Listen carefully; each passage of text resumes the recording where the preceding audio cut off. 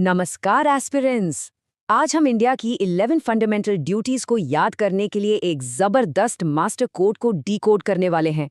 देखिए, competitive exams के लिए ये एक सुपर इंपॉर्टेंट टॉपिक है और मैं गारंटी देता हूँ इस डिस्कशन के बाद ये आपको हमेशा के लिए याद हो जाएगा। अच्छा, एक सवाल। क्या आपको सारी 11 फंडामेंटल ड्यूटीज याद हैं? और वो भी बिल्कुल सही ऑर्डर में? अक्सर एस्पिरेंट्स यहीं फंसते हैं, है ना? पर कोई बात नहीं, आज हम इसी प्रॉब्लम का एक परमानेंट सॉल्यूशन निकालेंगे। देखिए, असली चैलेंज सिर्फ ड्यूटीज को जानना नहीं है, बल्कि उनका करेक्ट सीक्वेंस याद रखना है। कमीशन ना अक्सर ड्यूटीज का ऑर्डर पूछ लेता है और ज्यादातर गलतियां वहीं होती हैं। सो इस प्रॉब्लम का सॉल्यूशन क्या है? सिंपल, हमारा A2K मास्टर कोड। ये एक ऐसी निमोनिक ट्रिक है जिससे आपको सभी 11 ड्यूटीज चुटकियों में और एकदम सही क्रम में याद हो जाएंगी। तो ये रही हमारी पूरी मास्टर की एक ही जगह पर। A for anthem, B for Bapu, C for complete unity और ऐसे ही K तक। चलिए, अब एक एक लेटर को ब्रेक डाउन करते हैं और देखते हैं कि इसके पीछे का लॉजिक क्या है। ऑलराइट, तो अब डाइव इन करते हैं और हर एक लेटर को डिकोड करते हैं कि वो एक्चुअल ड्यूटीज से आखिर कनेक्ट कैसे होता है। तो सबसे पहले है ए। ए से एंथम, यानी हमारा राष्ट्रगान। ये ड्यूटी कहती है कि हमें कॉन्स्टिट्यूशन को फॉलो करना है और उसके आइडियल्स, इंस्टीट्यूशंस, नेशनल फ्लैग और नेशनल एंथम की रिस्पेक्ट करनी है। एकदम simple and straight forward, right? अब आते हैं बी पर। बी से बापू। बापू यानी महात्मा गांधी, जो हमारे नेशनल फ्रीडम स्ट्रगल के सबसे बड़े इंस्पिरेशन थे। तो बी फॉर बापू हमें याद दिलाता है कि हमें फ्रीडम स्ट्रगल के नोबल आइडियल्स को अपने दिल में रखना है और उन्हें फॉलो करना है। अगला है सी। सी से कंप्लीट यूनिटी। ये कीवर्ड हमें इंडिया की सॉवरेनिटी, यूनिटी और इंटेग्रिटी को प्रोटेक्ट करने और उसे बनाए रखने की one of the most important duties से कनेक्ट करता है।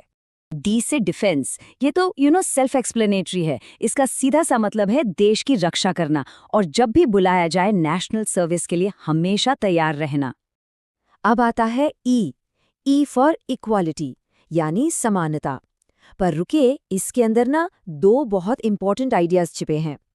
पहला, हार्मनी और ब्रदरहुड को प्रमोट करना, और दूसरा, ऐसी प्रैक्टिसेस को छोड़ देना जो विमेन की डिग्निटी के खिलाफ हों। अब सवाल ये है कि इसे याद कैसे रखें। बहुत आसान है। जब हम ब्रदरहुड की बात करते हैं तो पूरे देश को एक बड़ी फैमिली की तरह इमेजिन कीजिए। जैसे एक फैमिली में सब बराबर होते हैं, एक दूसरे की रिस्पेक्ट करते हैं, ठीक वैसे ही हमें सारे सिटीजन्स की रिस्पेक्ट करनी है। और उस फैमिली का, उस परिवार का सबसे जरूरी रूल क्या है? घर की महिलाओं की डिग्निटी बनाए रखना। बस यही तो है क्वालिटी। चलिए अब आगे बढ़ते हैं एफ पर। F for fancy culture. ये कीवर्ड हमें हमारी कंपोजिट कल्चर यानी हमारी मिली-जुली संस्कृति की रिच हेरिटेज को वैल्यू देने और उसे प्रिजर्व करने की ड्यूटी से जोड़ता है। यहाँ फैंसी वर्ड एक परफेक्ट मेमोरी हुक है। जरा सोचिए, इंडिया का कल्चर कितना वाइब्रेंट, कलरफुल और डाइवर्स है ना? हमारे फैंसी फेस्टिवल्स, फैंसी कपड़े, हमारा आर्ट, हमारा म्यूजिक, ये सब मिलकर ही तो हमारे कल्चर को इतना खूबसूरत बनाते हैं। तो फैंसी कल्चर हमें इसी ब्यूटीफुल कॉम्पोजिट कल्चर को बचाने की याद दिलाता है। जी से ग्रीन नेचर। ये भी बिल्कुल सीधा है। ये हमारे नेचुरल एनवायरनमेंट की रक्षा करने और उसे इम्प्रूव करने की ड्यूटी है, जिसमें फॉरेस्ट्स, लेक्स, रिवर्स और वाइल्ड लाइफ सब कुछ शामिल है। इसके बाद है एच। एच फॉर ह्यूमैनिटी, यानी मानवता। इसका मतलब है साइंटिफिक टेम्पर, ह्यूमनिज्म और spirit of inquiry and reform को डेवलप करना। मतलब एक वैज्ञानिक सोच रखना और हमेशा चीजों को जानने और सुधारने की कोशिश करते रहना। आई से इंडियन प्रॉपर्टी। इसका कनेक्शन भी बहुत क्लियर है।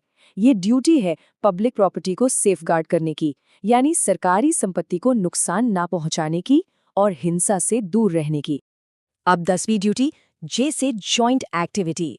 जॉइंट एक्टिविटी एक मेमोरी हुक है ये याद रखने के लिए कि हमें इंडिविजुअल और कलेक्टिव, यानी अकेले भी और ग्रुप में भी, हर एक्टिविटी में एक्सेलेंस के लिए, यानी बेहतर से बेहतर करने के लिए स्ट्राइव करना है। और फाइनली, के फॉर किड्स एजुकेशन। ये ड्यूटी हर पेरेंट या गार्डियन की है कि वो अपने 6 से 14 साल के बच्चे को एजुकेशन के अपॉर्चुनिटीज प्रोवाइड कराएं।